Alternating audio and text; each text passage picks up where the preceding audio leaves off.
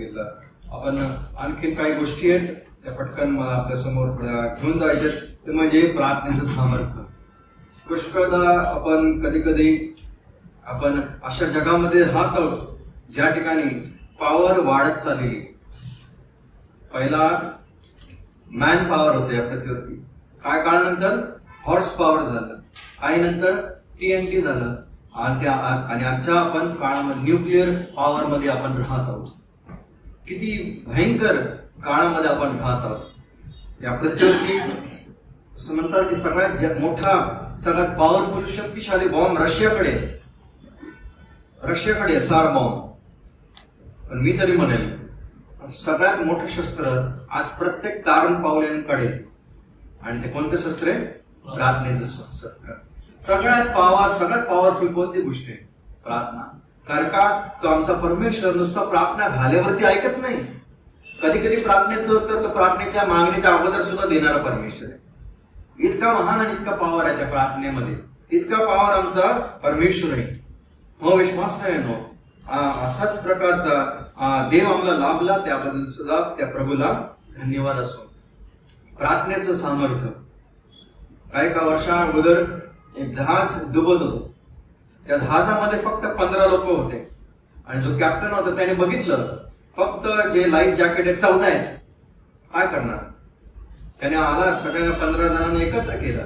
त्याने विचारला प्रार्थना कोणाला करायला येते? एक पास्टर होता, त्याने सांगितलं मला येते प्रार्थना करायला. त्याने ह्याला सोडून बाकी 14 जणांना जॅकेट दिलं. तू प्रार्थना कर.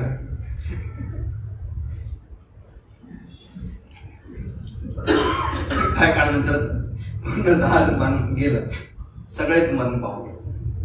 हो, विश्वास नाही म्हणून अशी प्रार्थना नाही, ह्याला नाही म्हणत प्रार्थना. आज आपल्या जीवनामध्ये प्रार्थनेचं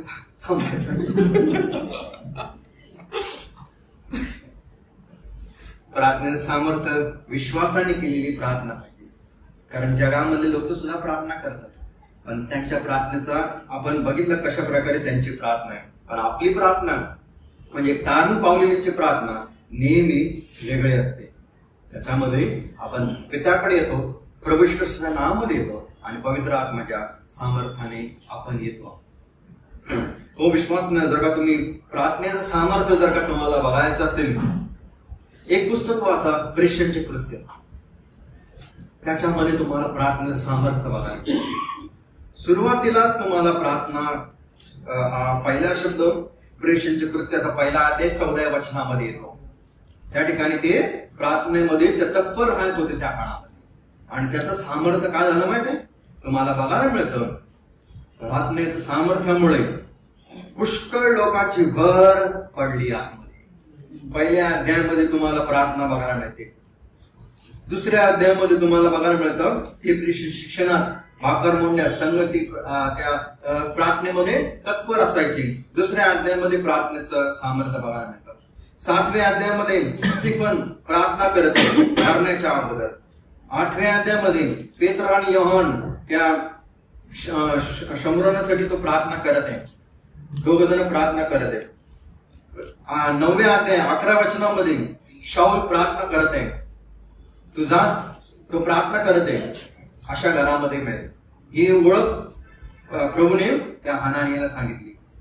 प्रेषणचे कृत्य 10व्या अध्यायामध्ये कर्नेल्य प्रार्थना करत आहे.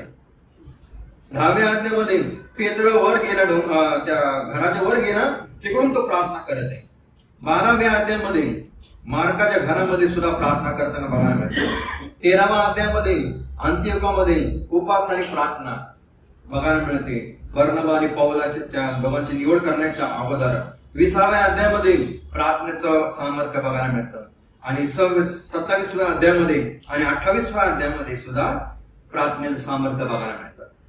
म्हणजे प्रेषणच्या कृत्यामध्ये वारंवार आपल्याला प्रार्थना प्रार्थना प्रार्थना प्रार्थना बघायला मिळते. आणि त्याचं उत्तर काय मिळालं माहिती? पहिल्या अध्यायामध्ये प्रार्थना आहे. जर तुम्ही शेवटला अध्याय वाचाल ना, तुम्हाला बघायला मिळेल सुवार्ता रोम पर्यंत गेलेली. रोम पर्यंत प्रभूने सांगितलं जा, तुम्ही जा, यरूशलेम मध्ये जा, यहुदामध्ये जा, शमरामध्ये जा, बाहेर जा आणि पृथ्वीच्या कोपऱ्यापर्यंत जा. आणि त्या काळामध्ये असं मानायची रोम म्हणजे पृथ्वीचा एंड मानायची, पृथ्वीचा टोक मानायचे ते लोक, एंड. आणि प्रार्थनेच्या सामर्थ्यामुळे सुवार्ता पुढे गेलेली माहितीये, पृथ्वीच्या कोणेपर्यंत, एकदम लास्ट पर्यंत गेलेली, रोम पर्यंत. पेत्र सुद्धा रोम मध्ये जाऊन आला आणि पाऊल सुद्धा रोम मध्ये जाऊन आला. म्हणजे सुवार्थेच्या कार्याच्या पाठीमागे कोणाचा हात होता माहितीये? प्रार्थनेचा हात प्रबळ होता. हो, विश्वास नाही, कधी कधी आपण कमी घेतो प्रार्थनेला, पण हे जे पुस्तक आहे प्रेषणचे कृत्य, या प्रेषणच्या कृत्याला आपण एक नाव सुद्धा देऊ शकतो, the book of Holy spirit किंवा द बुक ऑफ प्रेयर. कारण प्रार्थना जास्ती आहे या पुस्तकामध्ये. पवित्र आत्म्याचं सामर्थ्य या पुस्तकामध्ये अधिक तुम्हाला बघायला मिळतं. असं म्हणतात, डॉक्टर बिली ग्राहमला एकदा प्रश्न विचारला, तुम्ही जास्ती काय कराल, संदेश द्याल की प्रार्थना कराल? त्यांचं एकच उत्तर होतं, मी जास्ती प्रार्थना करेन, मी जास्ती प्रार्थना करेन. कारण प्रार्थनेमुळेच मोठं पॉवर, एवढं सामर्थ्य दिसतं. चार्ल्स स्पर्जियन ते म्हणतात की ज्या ज्या वेळेस मी इकडे संदेशाला उभा राहायचो, पुष्कळ लोक खाली अंडरग्राऊंड मध्ये प्रार्थना करायचे. आणि हीच गोष्ट डॉक्टर बिली ग्राहमच्या काळामध्ये सुद्धा, ज्याचे संदेश उभे राहिले, पुष्कळ मंडळ्या प्रार्थना करायच्या तिकडे बाजूला.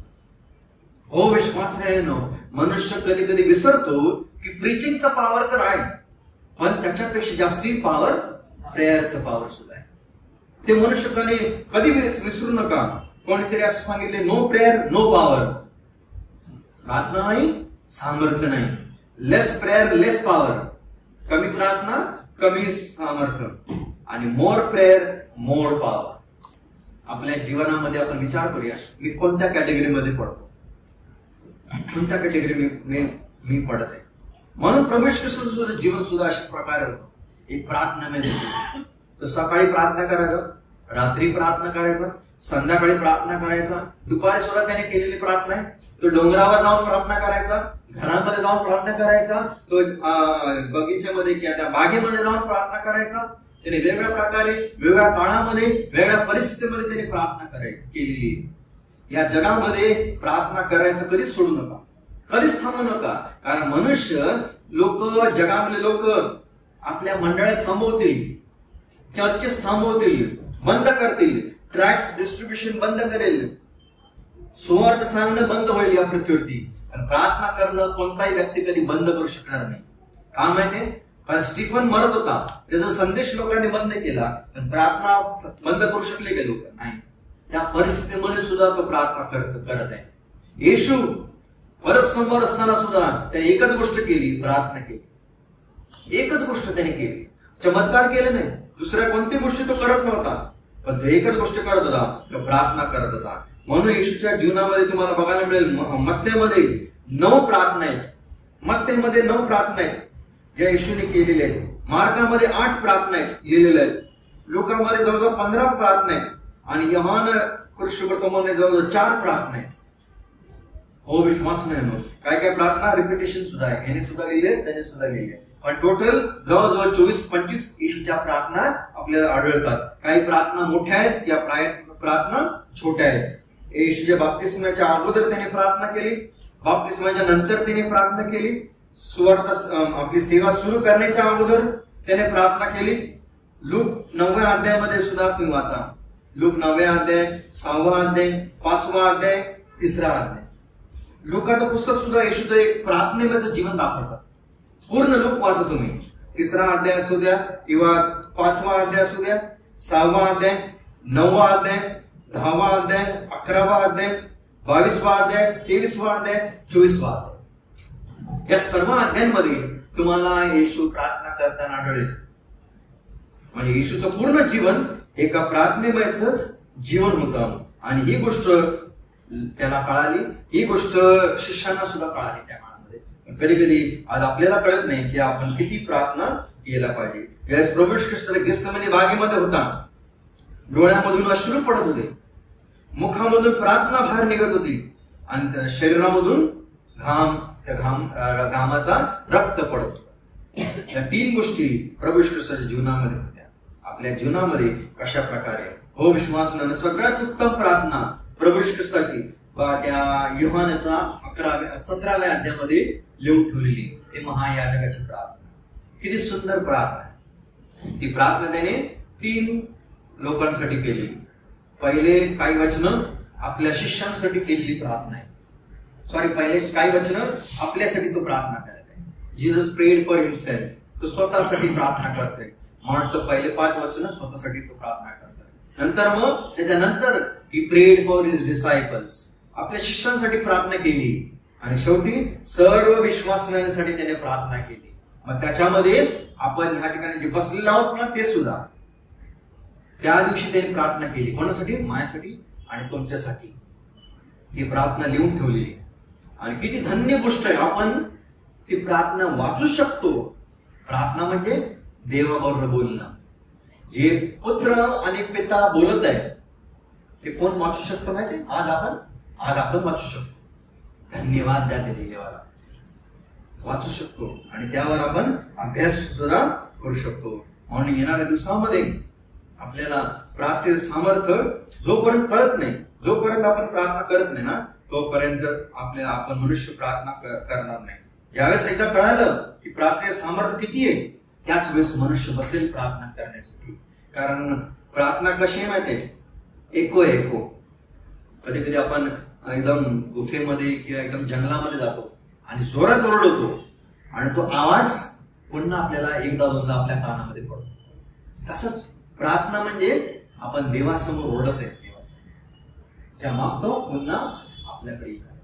त्याचं उत्तर पुन्हा प्रभू आपल्याला देणार आहे. एवढ्या 2 दिवसामध्ये आपण पुष्कळ गोष्टी शिकलो प्रार्थनेबद्दल. पण एक गोष्ट मला अजून पुढे ठेवायची ती म्हणजे काही गोष्टीसाठी प्रार्थना करा आणि काही गोष्टीसाठी प्रार्थना कधीच करू नका. कधीच करू नका. आणि कधी कधी मनुष्य या गोष्टीमध्ये चुकतो. कारण का माहितीये? या जगामध्ये राहत असताना नेहमी सांभाळून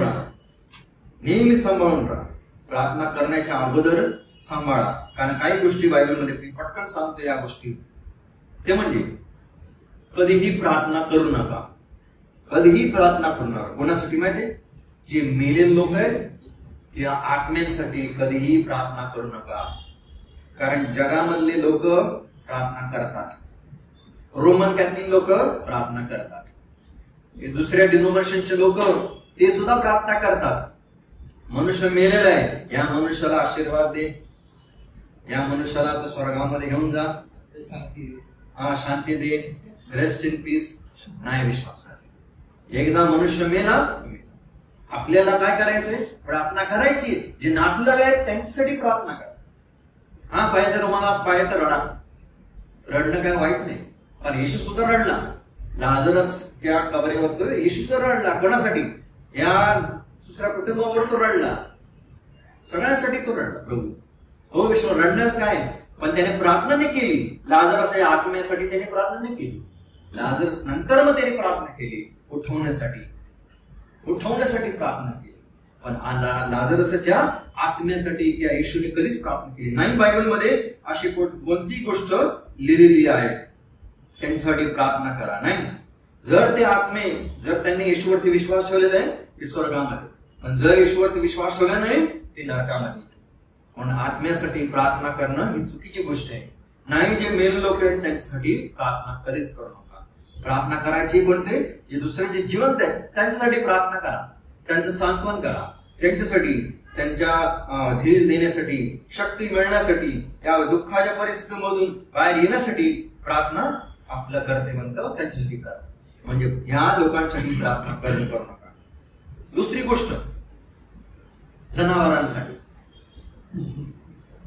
आता कधी कधी ह्या ज्या गोष्टी लिहिल्या त्या पुस्तकामध्ये लिहिल्याच नाही.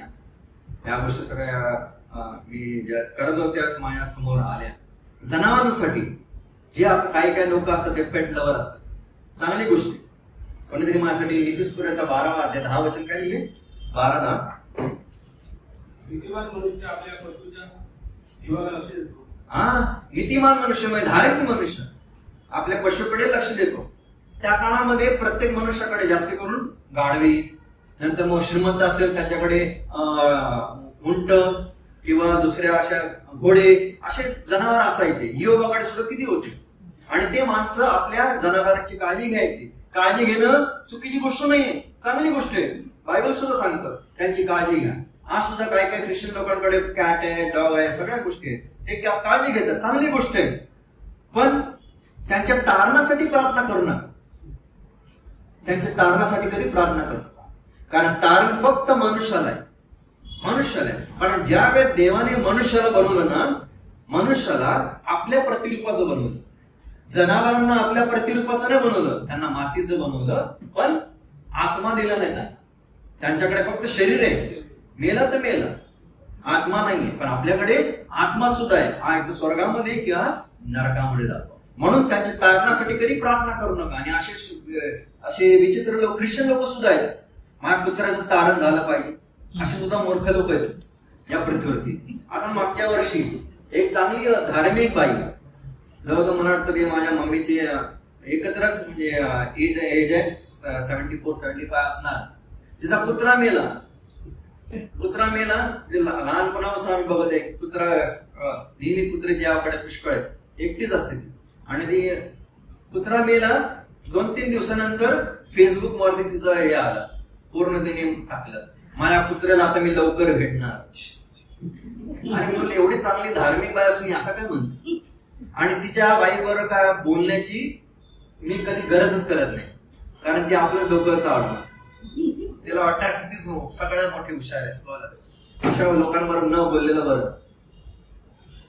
हो, विश्वास नाही ना कधीच मिळणार, कधीच नाही.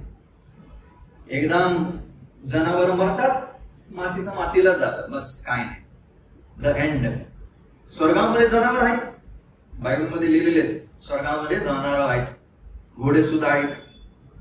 आणि नंतर मग ज्यावेळेस तुम्ही बघाल ना, जखऱ्याच्या अध्यायाचा किंवा मलाखीवाचा किंवा प्रगटीकरणाचा, आपण ज्यावेळेस येशूच्या राज्यामध्ये प्रवेश करणार आहोत त्या काळामध्ये लिहिलेलं आहे. येशयाचं पुस्तक तुम्ही वाचाल, त्या ठिकाणी सुद्धा लिहिले कोल्हे आणि मेंढर एकत्र राहतील, सिंह आणि मेंढर एकत्र राहतील, साप सुद्धा तिकडे असेल, सगळ्या जनावर बदलतील.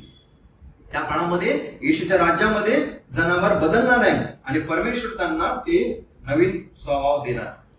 आणि मेंढरू असो किंवा सिंह असो, साप असो, ते सर्व एकत्र राहतील. जनावर चांगले, पण त्यांना कोणती आशा नाही मरण्याच्या नंतर. परंतु आपल्याला एक आशा आहे. म्हणून त्यांच्या तारणासाठी कधी प्रार्थना करू नका. जर कधी आजारी असेल, बरं कर, ही गोष्ट ठीक आहे. किंवा जर कदाचित काही चांगलं अशक्त असेल, सशक्त करण्यासाठी ठीक आहे बाबा, पण तारणासाठी कधी प्रार्थना करू नका. तिसरी गोष्ट, कधी कधी आपल्या प्रार्थनेमध्ये आपण रिपिटेशन वापरतो. आणि कधी कधी इतर डिनॉमिनेशन मध्ये सुद्धा एकच शब्द पुष्कळ वेळेला ते लोक रिपीट करतात. एकच शब्द, त्याला दुसऱ्या भाषेमध्ये गिबरिश म्हणतात. जास्ती करून ते पेंटिकॉस्टल लोक तोच शब्द वापरणार, तोच शब्द आणि तेच शब्द त्यांच्याकडे असतात आणि म्हणतात की आम्ही अन्य भाषा म्हणतो. नाही, विश्वास नाही. प्रभूने सांगितलं, हो विश्वास नाही. रिपिटेशन म्हणजे काय? येशूने सुद्धा प्रार्थना केली आणि एकच वाक्य त्यांनी 3 वेळा रिपीट केलं. तुझी माझी इच्छा नाही, तुझी इच्छा असेल तर हात प्याला मसपासून ठेवून. हे रिपिटेशन याला ना म्हणतात. हे लोक त्यांचं रिपिटेशन वेगळं असतं. ते लोक अन्य जातीमध्ये बोलतात आणि त्यांना वाटतं की आम्ही पवित्र आत्म्याने भरलेलो आहोत. नाही, विश्वास नाही. म्हणून कोणत्याही प्रकारचं रिपिटेशन, सतत त्याच गोष्टी, म्हणजे ज्या गोष्टी तुम्ही प्रार्थना कराल त्या गोष्टीला अर्थ पाहिजे, त्या गोष्टीला अर्थ पाहिजे. आणि म्हणून मी नेहमी सांगत होतो की जर तुम्हाला प्रार्थना करायची आहे ती बायबलच्या आधारावर आहे आणि देवाच्या इच्छेप्रमाणे त्या गोष्टी झाल्या पाहिजे. हो विश्वास. म्हणून ह्या काही गोष्टी प्रार्थना करण्याच्या अगोदर सांगा. पण कशी प्रार्थना करा, काही प्रार्थना आहेत. मी 8 गोष्टी आपल्या समोर ठेवतो. ते म्हणजे ज्यावेळेस तुम्ही प्रार्थना कराल, प्रार्थनेमध्ये नेहमी मत्ते 6:5 प्रमाणे आपली सिन्सिअरिटी पाहिजे, आपली इमानदारी पाहिजे. त्याच्यामध्ये आपली इमानदारी म्हणजे किती मी इमान आहे देवावर, ती पाहिजे. दुसरी गोष्ट, ज्यावेळेस तुम्ही प्रार्थना करा त्यामध्ये सिम्प्लिसिटी पाहिजे, एक सोपेपणा पाहिजे. आपण कसं पाहिजे, देव आमचा आहे, देव इतका महान आहे आणि आम्ही त्याचे मुलं आहोत आणि लेकर ह्या नात्याने आम्ही तुझ्याकडे आलो आहोत. जर एक लहान मुलगा आपल्या आई वडिलांबरोबर कसं बोलेल, तो एकदम मोठमोठ्या शब्दामध्ये म्हणेल का, एकदम चांगल्या ग्रॅमॅटिकल शब्दामध्ये म्हणेल का? नाही, तुटक्या फुटक्या शब्दामध्ये तो म्हणेल. आपल्या जीवनामध्ये सुद्धा ही सिम्प्लिसिटी नेहमी असावी. नंतर तिसरी गोष्ट, जे वचन लूकाचा 18व्या अध्याय आणि पुढे लिहिलेले वचन, त्यामध्ये त्याप्रमाणे प्रार्थनेमध्ये नेहमी नम्रता असावी. नम्रता पाहिजे. आपला घमेंड नाही, मीपणा नाही, नम्रपणा पाहिजे. त्या नम्रपणाने आपण प्रभूकडे आलं पाहिजे. कारण लूकाचा 18वा अध्याय 10 ते 12 पर्यंत एक परुषी येतो आणि त्याची प्रार्थना किती गर्वाने केलेली प्रार्थना. पण 13 आणि 14 मध्ये, 10वा अध्याय 13 आणि 14 मध्ये एक गरीब व्यक्ती येतो, एक पब्लिकन येतो आणि तो सुद्धा प्रार्थना करत आहे. त्याची प्रार्थना एक नम्रतेची प्रार्थना आपल्याला बघायला मिळते. नंतर मग प्रेयर विथ टेनेसिटी, म्हणजे सततता लावा. जर का एक विषय तुम्हाला प्रार्थना करायचा असेल, त्यासाठी करत राहा. एक आठवडा, एक महिना, एक वर्ष, पुष्कळ वर्ष राहतील. जोपर्यंत मिळत नाही तोपर्यंत प्रार्थना करण्यासाठी कधीच सोडू नका, सतत करा. कारण प्रभू कोणास ठाऊक, प्रभू ती प्रार्थना ऐकेल आणि अद्भुत रीतीने आपल्याला प्रार्थनेचं उत्तर प्रभू देईल. जॉर्ज मुलर विषयी असं म्हणतात, एकदा देवाचे सेवक त्यांच्याकडे गेले आणि त्यांनी विचारलं, अशी कोणती एक प्रार्थना आहे का जी तुम्ही करत आहात, अजून त्या प्रार्थनेचं उत्तर मिळालं नाही? त्याने सांगितलं, हो, मी गेल्या 63 वर्षापासून एका व्यक्तीच्या तारणासाठी प्रार्थना करतोय, पण अजून त्याचं तारण झालेलं नाही. पण मला पूर्ण विश्वास आहे, एक दिवस नक्की त्या व्यक्तीसाठी प्रभू प्रार्थना ऐकेल. आणि एक असा क्षण आला, जॉर्ज मुलर प्रभूकडे गेले. फ्युनरल चाललेलं आणि जे देवाचे सेवक होते त्यांनी संदेश दिला आणि आता पेटी जाणार आहे. खड्ड्यामध्ये हळूहळू चाललेली ती खाली. आणि त्याच वेळेस एक मनुष्य उठला आणि उभा राहिला, आज मी माझे सर्व पापांची क्षमा मागतो, मला माझ्या पापांची कबुली करायची, मी येशूला प्रभू म्हणून स्वीकारतो. आणि तो कोणता मनुष्य होता माहिती? तोच. त्याच्या पेटी खाली जाण्याच्या अगोदर, जमिनीवरती टेकण्याच्या अगोदर त्याचं तारण झालं आणि प्रार्थनेचं उत्तर मिळालं. प्रार्थना सतत करत राहा. प्रार्थना करण्याचं कधी सोडू नका, प्रभू उत्तर देणार आहे. 5वी गोष्ट, प्रेयर विथ इंटेन्सिटी, त्याच्यामध्ये तीव्रता पाहिजे. प्रार्थनेमध्ये तीव्रता सुद्धा पाहिजे. ज्याप्रमाणे थंड कधी कधी प्रार्थना आपण करतो, नाही, प्रार्थना थंड नसावी, त्यामध्ये गरमी असावी. त्यामध्ये ज्याप्रमाणे आपण गरमी असते ती चांगली असते. ज्याप्रमाणे मंडळी होती लावदिकेची मंडळी, ती थंड सुद्धा नाही, ती गरम आहे, ती कोमट झालेली. आपल्या प्रार्थना कशा कोमट आहे, ते थंड झालेले, ते गरम पाहिजे आणि त्या प्रार्थना प्रभावी नेहमी असतात. 6वी गोष्ट, प्रेयर विथ चॅरिटी. आपण त्याच्याविषयी बघितलं, म्हणजे ज्यावेळेस आपण प्रार्थना करतो नेहमी देण्याविषयी सुद्धा झालं पाहिजे. आणि त्या प्रकारे मनुष्य करण्याचा सुद्धा होता, हे ऍक्ट्स चॅप्टर 10 मध्ये लिहिलेलं आहे. प्रेयर विथ युनिटी, आपण एकांतामध्ये प्रार्थना करतो, आपण एकटी प्रार्थना करतो, पण नेहमी अधिक लोकांना घ्या. जर तुम्ही असाल, तुम्हाला बायको असेल तर बायकोला सुद्धा घ्या प्रार्थनेसाठी. मुलं असेल, आपल्या मुलांना सुद्धा घ्या प्रार्थना. एक असाल तुम्ही एकटे, जर दोघं असेल तर दोघांनी केलेली अधिक चांगली प्रार्थना होईल. नेहमी मंडळीने सर्वजणांनी मिळून एकत्र येऊन केलेली प्रार्थना पाहिजे. प्रेयर विथ सेन्सिटिव्हिटी, आणि म्हणजे संदेहनशीलता, टेंडरनेस. आपल्या प्रार्थना कशा पाहिजे, ज्याप्रमाणे त्या काळामध्ये धूप जाळण्याच्या अगोदर धुपाला ठेचा लागायचा, त्याच्यानंतर सुगंध यायचा. अशा रीतीने प्रार्थनेमध्ये तशीच गोष्ट पाहिजे आपल्या जीवनामध्ये. जोपर्यंत आपण ठेचत नाही, ती सेन्सिटिव्हिटी येत नाही ना, तोपर्यंत प्रार्थना करता येणार नाही. म्हणून विश्वास आहे ना, आज आपली एकच विनंती पाहिजे, जी सुरुवातीला आपण बघितली, ते म्हणजे त्या शिष्याने येशूकडे आले आणि त्यांनी सांगितलं, तू मला प्रार्थना करायला शिकव. आज आपली तीच प्रार्थना असते आणि आपण त्या 2 दिवसामध्ये आपण ह्या गोष्टी बघितल्या. पहिली गोष्ट आपण बघितली प्रार्थना काय, दुसरी गोष्ट आपण बघितली ख्रिश्चन प्रेयर, ख्रिस्ती प्रार्थना. त्याच्यामध्ये काय काय, यहुदी लोक प्रार्थना करतात, हिंदू लोक, रोमन कॅथलिक, पण ख्रिस्ती लोकांची प्रार्थना ही वेगळी प्रार्थना आहे. तिसरी गोष्ट आपण बघितली कशा रीतीने आपलं पोश्चर असावं प्रार्थनेमध्ये. नंतर मग चौथी गोष्ट आपण बघितली कधी कधी आपल्याला प्रार्थनेचं उत्तर का मिळत नाही हे सुद्धा आपण बघितलं. पाचवी गोष्ट आपण बघितली नशीब, लक की अविश्वास, फॉर्च्यून और फेट. नंतर मग 6वी गोष्ट आपण बघितली प्रार्थना आणि पवित्र आत्मा, प्रार्थना आणि देवाची इच्छा, प्रार्थना आणि देणं, प्रार्थना आणि त्याच्यामध्ये जोडले जाणं, प्रार्थना आणि उपास, आणि प्रार्थना परमेश्वर आपल्या कशा रीतीने त्या प्रार्थनेचं उत्तर देतो ह्याच्यामध्ये आपण 5 गोष्टी बघितल्या. नंतर मग आपण बघितलं प्रार्थनेचं सामर्थ्य प्रेषणच्या पुस्तकामधून आणि येशूच्या जीवनामध्ये सुद्धा आपण बघितलं. नंतर प्रार्थना कोणासाठी करावी आणि कोणासाठी नाही करावी आणि प्रार्थना कशी करावी हे सुद्धा आपण बघितलं. येणाऱ्या दिवसामध्ये प्रभू करो अशा प्रकारे प्रार्थना करण्यासाठी आणि अधिक प्रभूकडे जाण्यासाठी आपण सर्वांचं सहाय्य करो, मदत करो. आणि जे अभ्यास तुम्ही शिकतात त्याबद्दल सुद्धा प्रभूला धन्यवाद असो. आणि एकच विनंती की प्रार्थना अखंड करत राहा, करा प्रार्थना खंड पडू देऊ नका.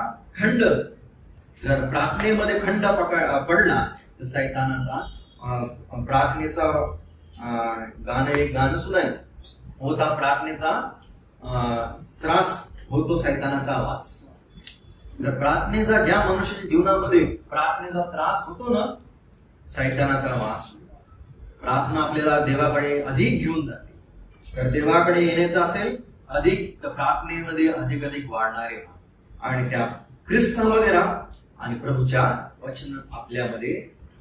येणाऱ्या दिवसामध्ये या मंडळीसाठी सुद्धा प्रभू अधिक त्याच्या वचनाद्वारे भरो आणि प्रार्थनेमध्ये अधिक पुढे जाण्यासाठी आपल्या सर्वांना देव करो, त्याप्रमाणे सामर्थ्य देव, शक्ती देव आणि आपल्या सर्वांना आशीर्वाद देऊ.